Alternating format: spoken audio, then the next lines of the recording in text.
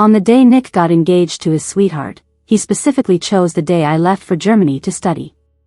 He told his fiancée, "Vivian is mischievous, you're gentle. From now on, let her stay in Germany and not come back." Our friends were all worried, thinking I'd rush back to New York overnight, crying and causing a scene. But they didn't know, I wouldn't cry or cause a scene, nor would I return. Before leaving for Germany, I accepted someone else's proposal. In just half a month, I was getting married. Before the wedding, I sent back all the gifts Nick had given me over the past 10 years, including the ring I used to cherish. The last time I confessed to Nick, it was pretty awkward for me. The room was full of people, but there was dead silence, not a word spoken. It took a few long minutes before Stella, who was sitting next to him, stood up to ease the tension. "Come on, Nick, you're embarrassing Vivian. She's still a kid." Someone scoffed from the corner, a 21-year-old kid. Laughter erupted around the room, blending together. I stubbornly stood my ground, refusing to leave in disgrace. But my vision of Nick became blurry. "Vivian, do I need to spell it out for you?" Nick flicked some ash off his cigarette and stood up. "I've been rejecting you clearly since you were 16. I choked a little, but when I was dating young, you were obviously upset. That's because you're an adopted daughter. If you made a mistake, it'd only bring shame to your adoptive parents. What about that kiss on my 18th birthday?" Nick's eyes briefly showed disgust. "Vivian, you were drunk that night, causing a huge scene. I just wanted to end the chaos quickly." I suddenly laughed. But as I laughed, tears fell even harder. "Nick, you've had 4 girlfriends. But every time I made a scene, you'd break up with them. Can you really say you didn't like me even a little?" "That's because I hadn't met the woman I truly liked." He reached out and pulled Stella into his arms. "Listen carefully, Vivian. I'll only say this one last time. I like Stella. I'm going to marry her. Your little tricks won't work this time." Stella looked at him with shyness and delight, saying softly, "Nick." Without hesitation, he leaned down and kissed her. She wrapped her arms around his neck, standing on tiptoe to respond. Their kiss was intimate, passionate, as if no one else was around. In that instant, I thought of that kiss when I was 18. Just as lingering, just as intense. It made me dream for 4 years without waking up, foolishly thinking he actually liked me. Nick moved out of the villa, living with Stella. The day he moved, I was busy with graduation work at school.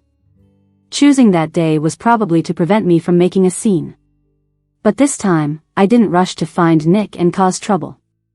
After an initial ripple in my heart, I shook it off and cleared my mind. That evening, I had a graduation dinner with a few close classmates. While taking a break to the bathroom, I ran into Stella. "Vivian, Nick's here too. Want to join us?" I shook my head. "I've made plans with my classmates, I'll pass." Stella's eyes suddenly reddened. "Vivian, I come from a humble background. Uncle and Auntie already don't like me. Can you stop saying bad things about me to them?"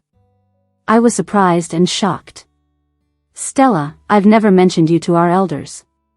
Stella gave a bitter smile. "I know you've liked Nick for many years. It's hard to accept me being with him. I understand. But Vivian, we're all girls. Isn't it better to be kind in what we do and say? My temperament is much like my mom's, straightforward and without games." Hearing this, I got worked up. "Stella, quit making stuff up about me." Before I finished speaking, Stella suddenly collapsed to her knees. "Vivian, I beg you." I was startled, stepping forward to lift her up. But before I could touch her, she fell hard to the floor. "Vivian, what are you doing?" Nick's angry voice rang out. A strong force pushed me aside. My knee hit the wall edge. The pain was sharp and intense. "Nick, don't misunderstand. Vivian didn't mean it. You're defending her. I've had enough of her games since we were kids." Nick bent down and picked Stella up. His eyes were cold with anger as he looked at me. "Vivian, apologize." "Nick. Shut up. Apologize." Stella nestled in his arms, crying softly, pitifully. My knee was bleeding, the blood trickling down my leg to my ankle, 2 glaring red lines. Yet Nick acted like he didn't even see it. He looked at me as if I were a villain. I suddenly laughed at myself, unwilling to defend another word. I apologize. Nick seemed a bit taken aback but soon looked even more annoyed. Not enough. I straightened up and bowed deeply. Is this okay? Stella watched me, her lips slightly curved, then quickly sobbed and softly urged Nick to let it go. I can't take this. Nick's heart was filled with ache instantly. Vivian, I've told you, Stella is different. Bullying her won't make me break up with her, only cherish her more and dislike you. He carried Stella away. I stood there for a long time. The wound on my knee ached deeply, but my heart felt empty and light. I knew it. In that moment, whatever obsession or infatuation I had was gone. Completely vanished. That night, Stella posted 3 tweets in a row. They were screenshotted and sent to me by some ill-intentioned people from our circle. Especially Nick's replies, highlighted prominently. I knew their hidden agenda was to see me humiliated. In the past, I'd always impulsively run to Nick, crying and causing trouble. He'd be impatient but would give in each time, making me mistakenly believe he cared. But this time, I ignored it. But she dialed a call from 7 days ago. Auntie, it's Vivian. About what you mentioned, I've decided. When I was 7, my parents died in an accident. My uncle, who was close to my dad, took me in. And Auntie, she was my mom's best friend growing up. But later, she eloped with her lover, and they lost touch. After wandering halfway around the world, she finally settled in Germany. By then, my parents had already passed away. Auntie wanted me to go live in Germany. She also wanted to fulfill a promise she made with my mom when they were young. She wanted me to marry into her family, become her daughter-in-law. 7 days ago, I didn't agree. But I didn't want to hurt her feelings, so I told her I would think about it. Just tonight, I suddenly let go of all those years of obsession. That one-sided love was silly and ridiculous.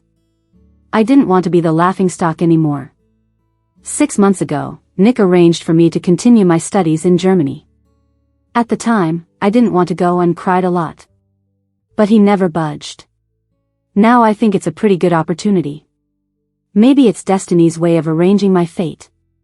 On the other end of the call, Auntie was thrilled. Vivian, Ken's just waiting for you to say yes so he can fly to New York and propose. I held my phone, feeling unexpectedly warm. But all the laughter in my ear made me feel strangely confused. 15 years living together and 7 years of liking him. Turns out, it only takes 7 days to completely let go. Nick and Stella's engagement day. They purposely picked the same day I went to Germany. So, not many came to see me off. When I got off the plane, I turned on my phone. Messages kept pouring in. Most were about Nick and Stella's engagement. I just laughed it off. Deleted and blocked their contacts right away. Before coming to Germany, I met Ken. I didn't want any drama or attention. Ken respected my wishes. He proposed, we exchanged rings.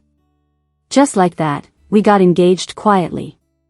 Now my account had an extra $1 billion as a bride price. On my ring finger, I had a simple band. As I was about to get into the car Ken's family sent to pick me up, my phone suddenly rang. It was Nick's cousin, Gina. Vivian, my brother's engagement is about to start. Where are you? I just got to Germany. Then hurry back, you can still make it. Why should I go back? I asked calmly. Gina was taken aback. Vivian, are you out of your mind? If you don't come back to cry and make a scene, my brother's really going to be someone else's. Why should I come back and make a scene? Isn't it your brother's happy day? Vivian? Gina's voice suddenly rose. Are you crazy? I was about to hang up when Stella's voice came through. Vivian, aren't you coming to our engagement? Nick always saw you as a sister, so that makes me your sister-in-law, and I'd love your blessing. I looked over to where Ken was standing by the car. His tall frame and gentle eyes put me at ease. "Sure, I wish you two all the best," I replied. Nick was in the garden with some friends, smoking. He kept glancing at Gina and the others. He knew they were probably giving Vivian the heads up again. Just like countless times before. Anytime there was another woman around him, those ladies would inform Vivian. Then Vivian would come crying to him. He always hated needy women and found it annoying, so he'd just kick those women to the curb. This time was probably no different. That's why he picked the day Vivian left for Germany. It wasn't exactly smooth sailing though, with the engagement ceremony scheduled for 6 p.m. It bugged Nick a bit. If Vivian found out and jumped on a plane, she'd make it back just in time. "Nick, what if Vivian comes back to cause trouble?" "Yeah, you're getting engaged to someone else. She's gonna flip out. She seemed pretty calm lately, even with you and Stella getting cozy." She didn't react. The cigarette in Nick's fingers had a long ash hanging. He forgot to flick it off, deep in thought about his friend's last comments. Vivian had been unusually quiet these days. But knowing her, she wasn't one to stay quiet. He'd rejected her so many times over the years. She was always resilient, never once considering giving up. Sure, she was older now, a bit more mature. Suddenly, a thought struck him, and he chuckled, stubbing out his cigarette. "Just wait and see. She's never been one to stay put." "So, you think Vivian will come back to stir things up?" Nick didn't reply but was pretty sure of it. That girl always had love on the brain. During her teens, she read romance novels day and night. All those crazy antics, she practiced on him. He knew her well. He was willing to bet she'd show up just as the engagement kicked off. "Make sure security keeps an eye out," Nick told them. "Don't let any chaos break out." Just as he finished speaking, Gina came running up, pulling her dress along. "Vivian. Vivian's here, right outside the gate." Nick felt an odd sense of joy but quickly masked it with a frown. She's causing trouble again, never learns. What do we do now? If she causes a scene, our family will be humiliated. Nick's face grew colder as he strode outside. I'll see what game she's playing. His entourage followed him outside. Just as they left the garden, Stella suddenly called him softly. Nick. Stella wore a beautiful satin gown. Her hair was styled in a lovely braid, and her makeup was subtle. The engagement ceremony was at 6, they still had a few hours. Stella was anxious inside, but she didn't show it at all. What brings you here? Nick stopped walking. His eyes fell on Stella's face. She was beautiful, the kind of beauty that makes a man want to protect her, unlike Vivian's wild nature. Due to her humble background, Stella was a bit timid, always speaking in a gentle voice. When he met Stella, he was getting a headache from Vivian's antics. He was easily drawn to Stella's gentle and serene nature. Plus, unlike the previous girlfriends who had come on to him, he and Stella met because he saved her from trouble. Guys usually have that hero complex. So his feelings for Stella were quite different. She wasn't just someone to mess around with. I heard Vivian's back. Stella didn't finish her sentence before her eyes started to redden. I am kind of worried. She bit her lip and looked down. Nick, what if we can't go through with the engagement today? What are you thinking? Nick lifted his hand, placed it on Stella's shoulder, and gave her a reassuring pat. Don't worry, I'll go take care of it now. But Stella held on to Nick's sleeve. Nick, I'm scared. I'm afraid you'll go with her. Tears rolled down from Stella's eyes. She looked so fragile standing there, like she might break at any moment. Nonsense, Stella, my brother doesn't even like Vivian, Gina said with a smug smile. Vivian's so spoiled and always throwing fits, my brother's had enough of her. He would never go with her. Gina truly didn't like Vivian. Ever since Vivian was adopted by their family, Gina's uncle and aunt, who used to adore her, started putting Vivian ahead of her. They said Vivian needed to be treated well for appearance's sake, but Gina still detested her. For years, her favorite thing was watching Vivian embarrass herself. Now that Vivian was shipped off to Germany, hardly anyone saw her off. They packed up all her belongings and sent them ahead to Germany weeks ago, as if they were worried she'd refuse to leave. Gina couldn't have been happier about it. As long as Vivian wasn't around, she didn't care who became her sister-in-law. Nick suddenly looked at Gina. Weren't you always getting along with Vivian? There's no way I got along with her. I couldn't stand her, Gina cried, giving up her previous charade. She'd only acted close to Vivian in the past to gain her trust and make her listen to her. But now, she didn't have to keep up the act, and she felt relieved. Gina didn't notice the slight change in Nick's expression and continued, "How about this? You stay with your fiancé, and I'll go handle Vivian. Don't worry, I'll make sure she embarrasses herself." "How do you plan to embarrass her?" Nick's voice was calm. "I'll have the bodyguards throw her out. She's crashing an engagement party. Her parents will be mortified." Nick's hands suddenly went up. The sharp sound of a slap echoed, and everyone froze, especially Stella. Her brows furrowed as she looked at Nick, the darkness in his eyes growing. "Why did you hit me?" Gina cried, covering her face. "Vivian is still, technically, my sister," Nick replied harshly, "and you should be calling her your sister too. She's been our family's ward for over 10 years, Gina. Why are you defending her? You said you couldn't stand her."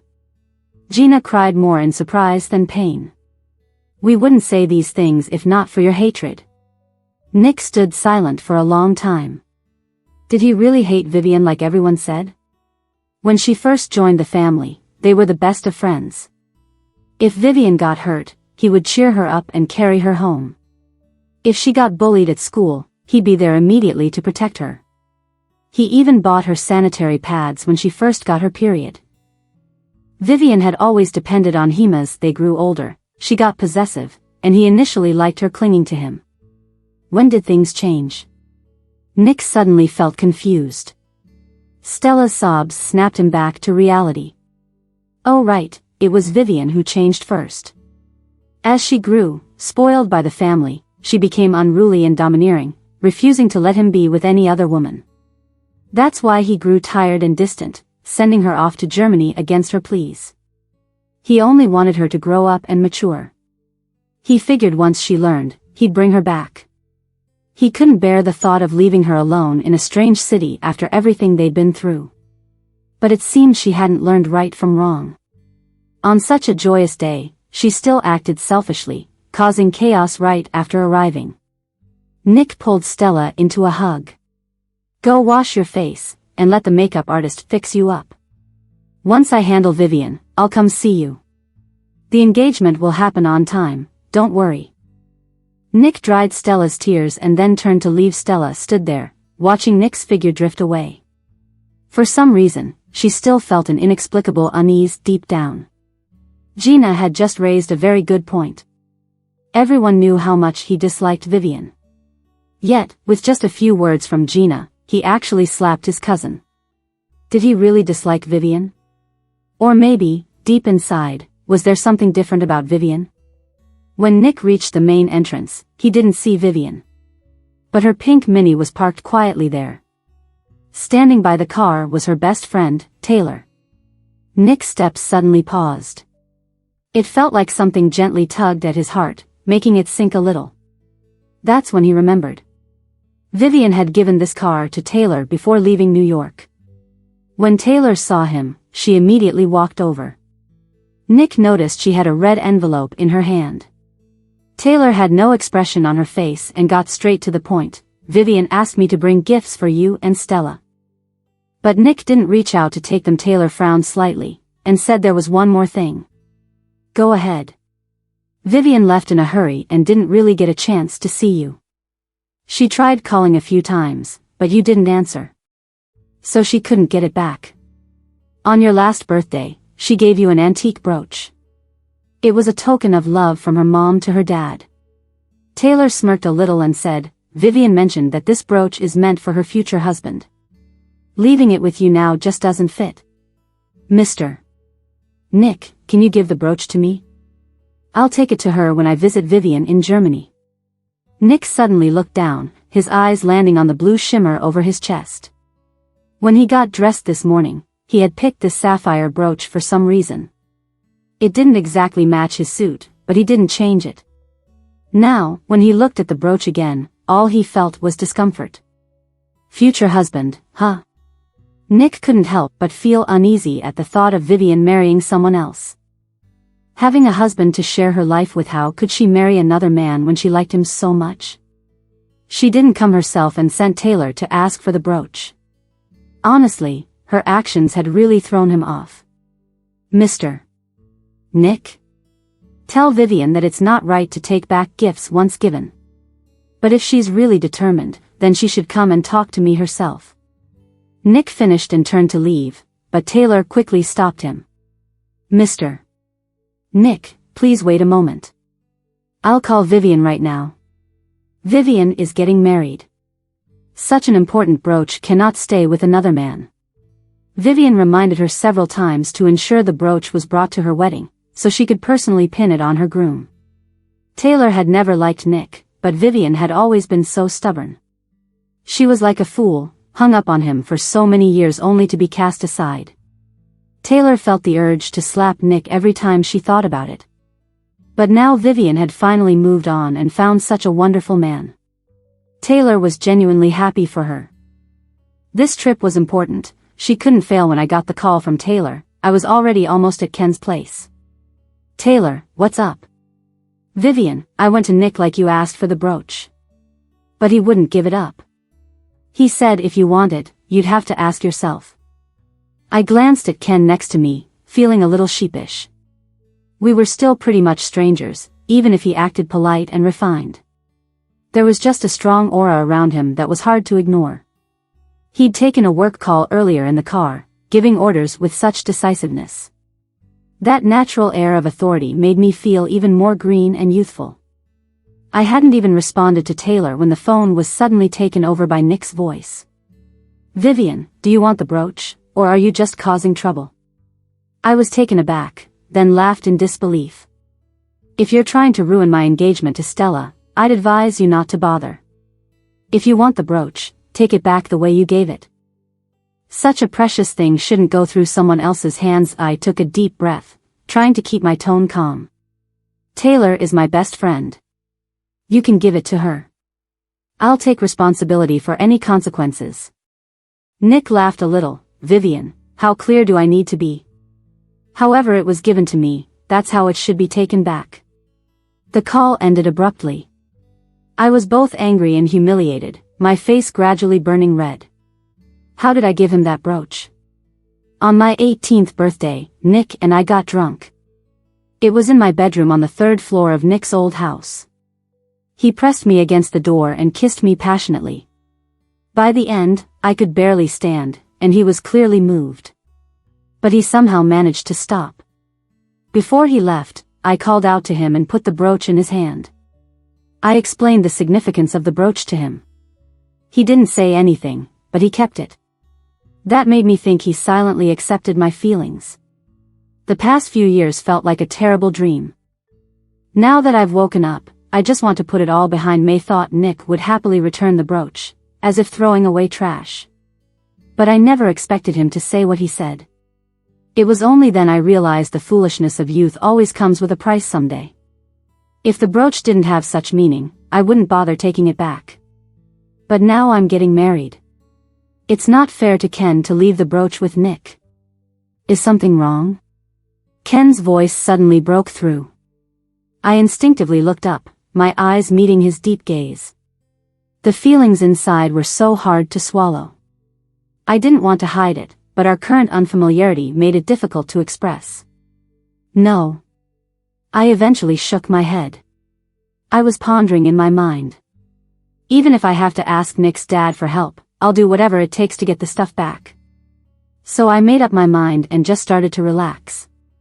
It's really no big deal, just a little thing with Nick. I put on a carefree look and gave Ken a smile. I can handle it. Ken didn't press any further. He just nodded gently. All right, if anything gets tough, Vivian, you can always find me. After all, you're my fiancé now. Hearing him say fiancé made the back of my neck heat up. I'm engaged now, huh? In just 2 more weeks, I'll be marrying him. There's this bittersweet feeling in my heart, kind of vague but also a hint of hopeful joy. I didn't have the courage to make eye contact with him. I just glanced quickly, then nodded and mumbled an Ken didn't say more. We arrived at Ken's house. He got out first, then turned to help me. I noticed the engagement ring on his middle finger. Since the day he put it on, he hasn't taken it off. Ken helped me out of the car. Once I was out, he didn't let go of my hand. Instead, he held it naturally. At first, it felt a bit uneasy. But his hand was warm and dry. His fingers were long and strong. My heart suddenly settled down. It felt like this is how it's supposed to be. Ken.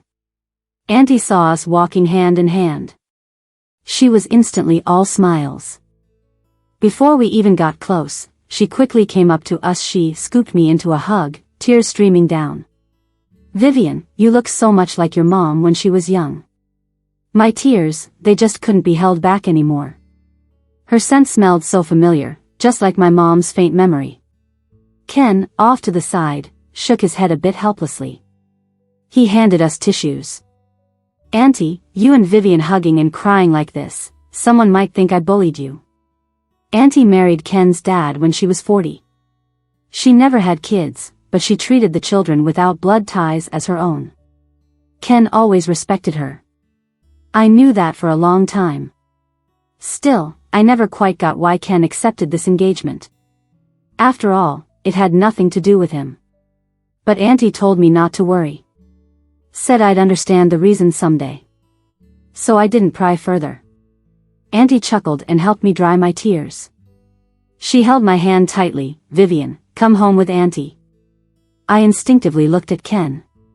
He was looking at me too. Behind him, the trees were lush and green. When I looked over, Ken's eyes were filled with soft smiles. He reached out his hand to me. Vivian, let's go home. With 20 minutes left till 6, Stella had finished all her makeup and hair. But Nick hadn't come downstairs from the lounge yet. Stella hesitated for a moment before going over. The lounge door wasn't locked. There were faint voices inside. Stella quietly moved closer. Nick, is Vivian really not coming back? If she were, she'd already be back. No way she's making it by now. Nick, I've actually wanted to ask you for a while. Do you really feel nothing for Vivian? You two grew up together, she's beautiful, innocent, and she's all about you. Stella instinctively held her breath. There was a long silence before Nick spoke up. No feelings. How could you feel something for her? Nick chuckled. He's 5 years older than Vivian. When Vivian got home, she was just starting school. Even when she grew up and turned into a beauty, Nick, for some reason, remembered that night on her 18th birthday. He must have been out of his mind to kiss her, all dizzy and dazed.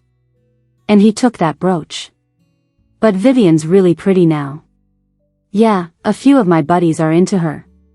Remember last year's horse race? Oh, for sure. She wore that Red Riding outfit and won first place.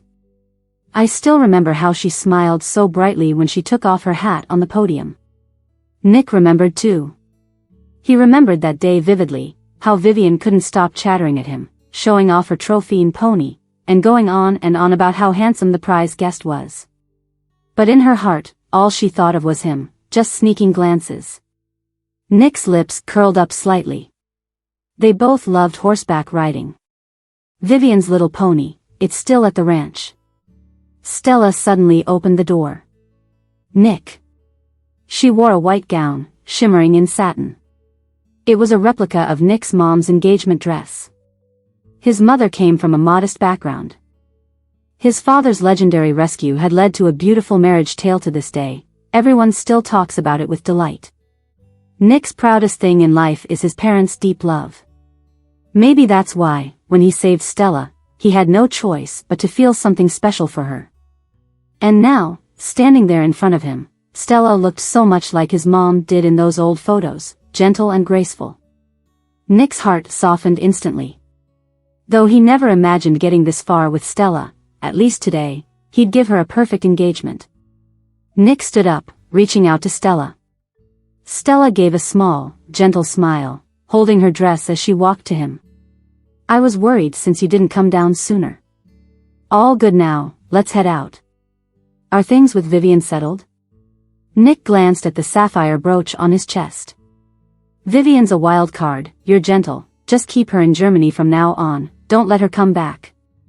Stella felt a sudden surge of joy but kept worry on her face. Is that really okay? Vivian's used to getting her way, I wonder if she'll feel bummed being on her own out there. Nick's voice was calm, let her get a little upset, she'll learn to be sensible. Stella didn't say more. She gently hooked her arm through his as they walked downstairs. It was 6 o'clock. Her engagement party was about to start. From today on, she wouldn't have to live that miserably poor life anymore. No more living in those sketchy neighborhoods. No more sharing a cramped room with her 2 sisters. Her family would rise with her. Nick was like a gift from the heavens, a chance to jump social classes. She was going to hold on to him tight. And she'd never let go. My wedding with Ken was set for 2 weeks later. Time was tight. But Ken's family took the wedding of their firstborn son very seriously. They'd been planning for years. So while busy, everything was going smoothly. Aunt told me. When Ken was a kid, he got really sick. After he recovered, his family took him to see a master. They were told he had to marry in September of his 27th year, then his life would be smooth, healthy, and prosperous. His family took it seriously. So once I accepted the engagement, everyone in Ken's family was thrilled. I got tons of valuable gifts. The most meaningful was a pair of jade bangles from Ken's birth mother. When Ken gave them to me, I felt touched, yet also guilty and uneasy. The best thing to give in return was my mom's brooch that she gave my dad. But right now, it's still with Nick. Maybe Ken saw I was feeling down. He took me to the garden. Vivian, are you okay? He asked worriedly. The bangles on my wrist shimmered with deep green. Even if I wasn't savvy about luxury, I knew their worth. I hate when people are nice to me. If they're nice by a little, I want to repay them 10-fold, 100-fold. I ran through a list of gifts I could give Ken in my mind. Nothing seemed good enough. I was already feeling guilty and upset. Then I caught Ken's gentle gaze. For some reason, when I finally let go of Nick, I didn't cry. When I left New York after 21 years, I didn't cry. When Nick wouldn't give back that brooch, I didn't cry either. But right then, tears started falling. Ken got a bit flustered. Even though he's a perfect gentleman, bred from a good family, it was clear he had little experience comforting girls. As he wiped my tears with a handkerchief, he was kinda clumsy. I laughed through the tears. Ken, you're wrecking my makeup. You were wearing makeup? He asked seriously. I thought you were just naturally beautiful. I admit, I'm a little vain and shallow sometimes. Just like that, I felt happier. Ken, are you this smooth because you've dated lots of girls? Do kindergarten crushes count? I widened my eyes. You didn't date as you got older? If I said no, that'd be a lie. When I was in college abroad, I dated a girl. We realized we weren't a match, so we broke up on good terms. Any crushes since then? Ken paused for a bit. Yeah, there was someone. Just my luck, she wasn't into me, kinda understood then. Maybe he only agreed to this marriage because someone he liked loved another. Out of nowhere, a slight bitterness surfaced within me. But quickly, I reassured myself. This was good. At least I wouldn't feel too guilty inside. When I left Ken's house that day, Ken told me, Vivian, I hope you'll see me as your future husband from the heart. I know you're always independent and capable. But letting your guard down sometimes would make me happy too. I felt like my heart cracked open a bit. Ken, I will. I first gave Ken a pair of cufflinks and a tie clip. Not super expensive, but something I whimsically designed myself. Clean. I didn't design them for Nick back then. I was just missing Mom and Dad. So I turned the longing into pencil sketches. My wedding plans were kicking off full swing. But Ken's family hadn't publicized who the bride was yet. I was new at school and didn't want to show off. Plus, my stuff with Nick wasn't settled. When Nick had me come to Germany for school, he probably planned all along to keep me from going back to New York, so when the house staff packed my things, almost everything got shipped to Germany, including every gift Nick had given me over 10 years. Among them was a pricey pink diamond ring. A birthday gift from Nick when I turned 18. It was once my most treasured possession. Before, whenever I was sad, seeing that ring instantly cheered me up. Because gifts like rings always carry more meaning than other jewelry. But now, I've slowly started to understand. When someone doesn't really like you, or when their feelings for you aren't genuine, even a marriage contract between you two is like thin air. Let alone these material things. As I sorted through the things Nick gave me one by one, my heart was surprisingly calm, not even a ripple. In the end, the jewelry box was empty. But my heart felt lighter than ever. As I packed them up, ready to send them back, a few Instagram notifications popped up on my phone. It was from the staff at the stable. My little horse was sick, looking listless and refusing to eat. Seeing the photos made my eyes well up instantly. The staff said the pony might be missing me, because I usually visit it every few days. But this time, I didn't go as scheduled. I quickly called to check on it. Miss Vivian, Mr. Nick is actually here too, let me have him talk to you. I paused for a moment before I heard Nick's clear voice. Vivian, when you first got that pony, what did you say? Forgotten already? Of course, I hadn't forgotten. All kids in the family have their own pets. But the only rule is to take full responsibility for the pet they choose and take good care of it. Absolutely no abandonment midway. But wasn't going to study in Germany something you decided 6 months ago? Vivian. Nick suddenly let out a cold chuckle. Since when did you ever listen? You've always been trouble since you were young, haven't you? Mom and Dad adore you. They can't bear to have you leave. If you shed a tear at the end of the day, you're not really that interested in your pony. In that moment, Nick's heart skipped a beat suddenly. He seemed to hear his own underlying message. Vivian didn't really care about him either. Or she wouldn't actually go to Germany. She wouldn't remain unmoved when she found out about his engagement. She wouldn't skip his engagement party. She wouldn't take back the brooch she gave. I'll find time to visit it. If possible, I might bring it to Germany. Are you planning to never come back to New York? Nick's voice suddenly had a hint of anger. I just looked down and laughed.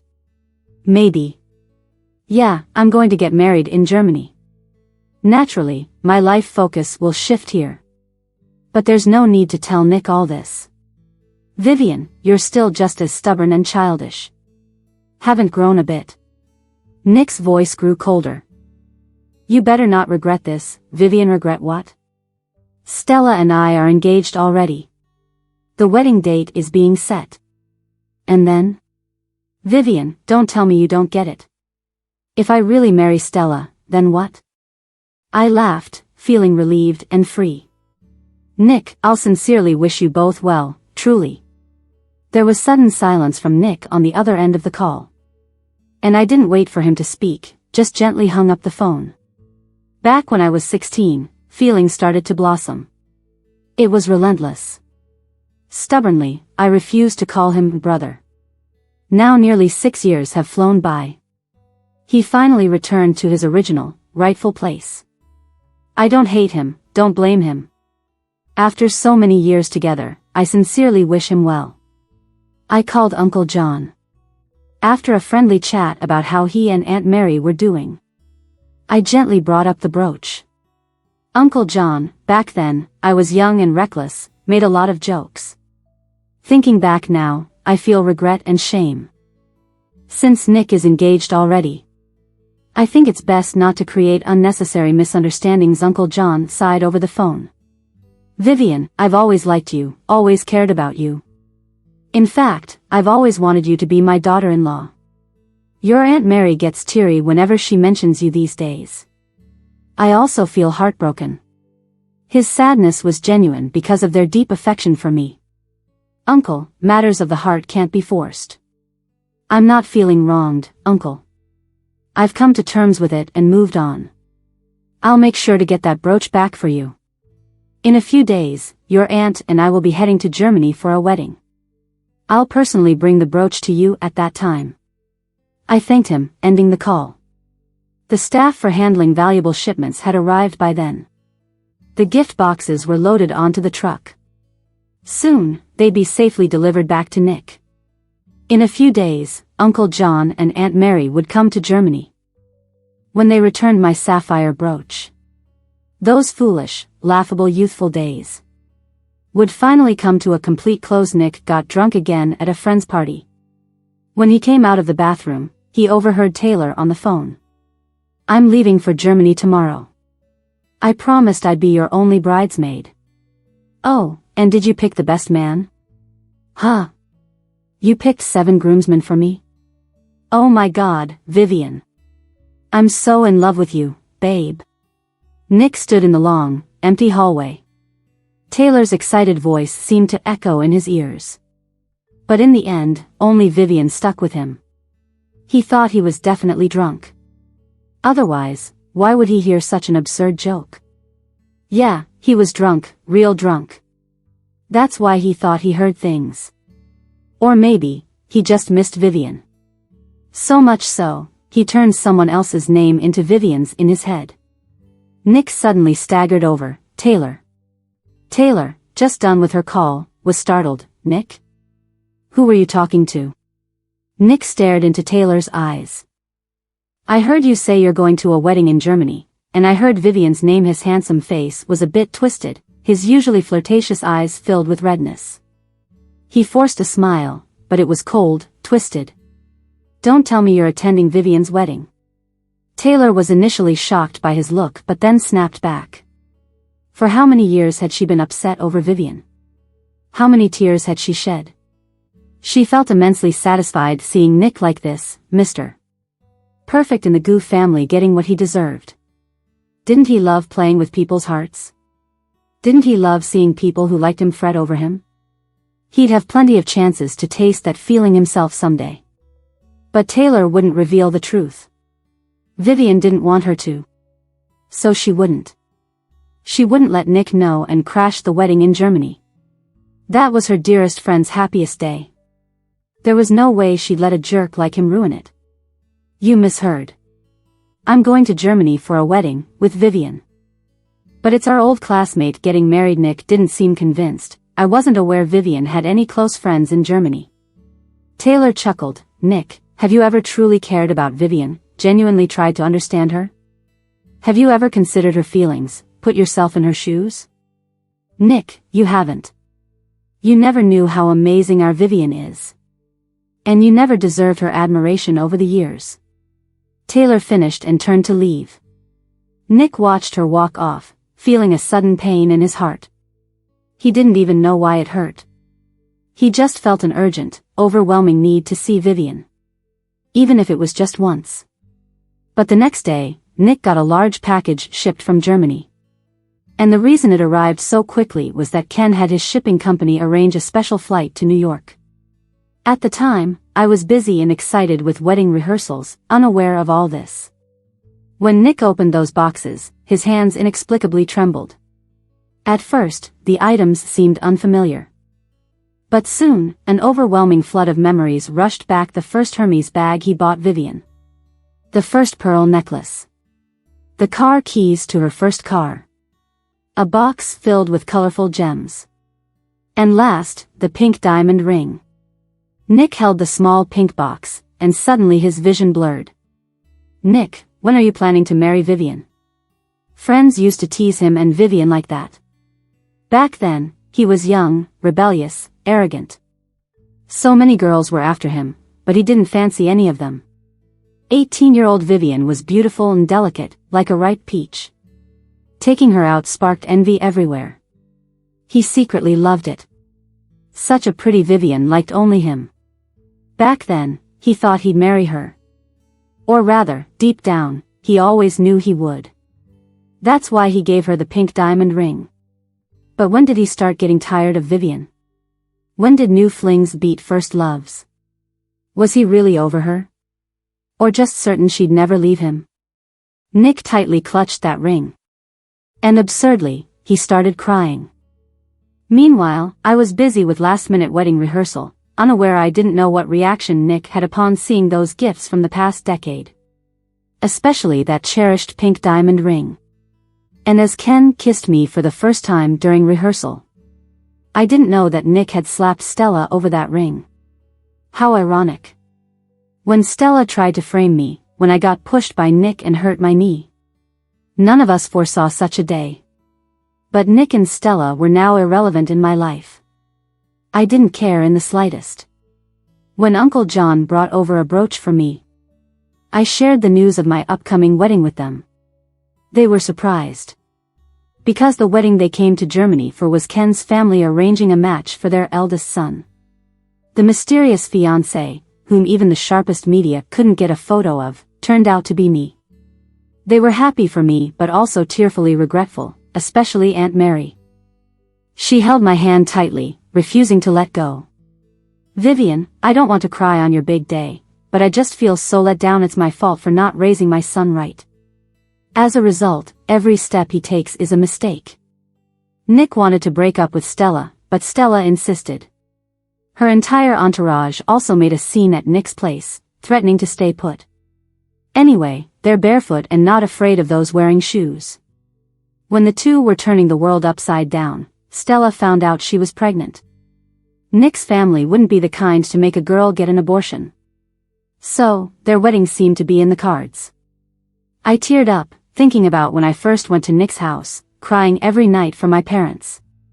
The scenes of her hugging and comforting me. Remembering those carefree days when they loved me like their own daughter. It brought tears to my eyes in the end. Vivian, it's Nick who isn't lucky enough. Auntie wiped my tears, sighed but seemed really relieved.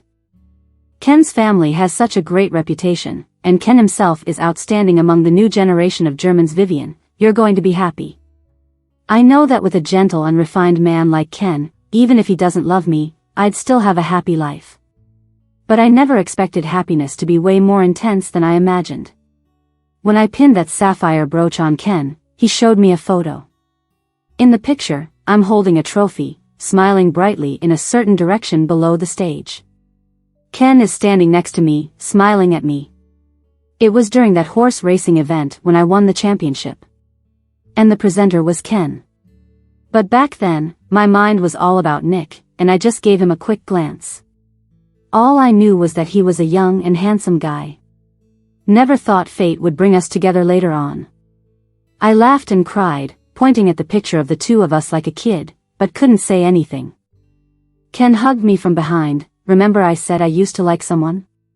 He touched the brooch, resting his chin against my neck. Vivian, I once told myself, when I get that sapphire brooch, I'll tell you. The one I fancy is you. I was obsessed with romance novels in my youth. There's this word often used to describe a male lead, a gentlemanly beast. It's actually a compliment in disguise. But I never thought a man like Ken could have that beastly side. On our wedding day, he was all dignified and handsome, like a snow-capped mountain. But when it came to the wedding night, once those clothes were off, he turned into a beast. For the first time, I heard so many hot love words. For the first time, I was coaxed into those embarrassing positions. For the first time, I cried when it hurt and cried when it was good. The first time I knew love's pleasures, spent a wild night, tireless. The next day after becoming a bride, I slept past noon.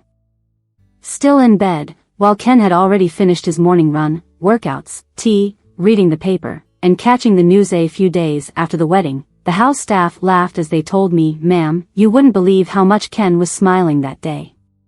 You know, in all the years I've been at the Ken house, it was the first time I've seen him talk so much in a morning. Greeting everyone. I think he'd love to carry a megaphone just to tell the world he's married and he loves his bride so much. I was both embarrassed and amused. I quickly made up an excuse to hide in the garden. I saw Ken's car drive through the gate. He got out, handed his briefcase and coat to the servant, and immediately looked towards me. I stood among the flowers, waving and jumping with a smile. My pony was sent to Germany yesterday. Ken arranged everything himself. It was well taken care of and seemed perfectly fine. When I saw it yesterday, it happily pranced around me. Ken smiled seeing me smile. He brushed aside the lush greenery and walked toward me, but by the time he got close, I was already running into his arms. He stopped, shook his head helplessly, but opened his arms wide.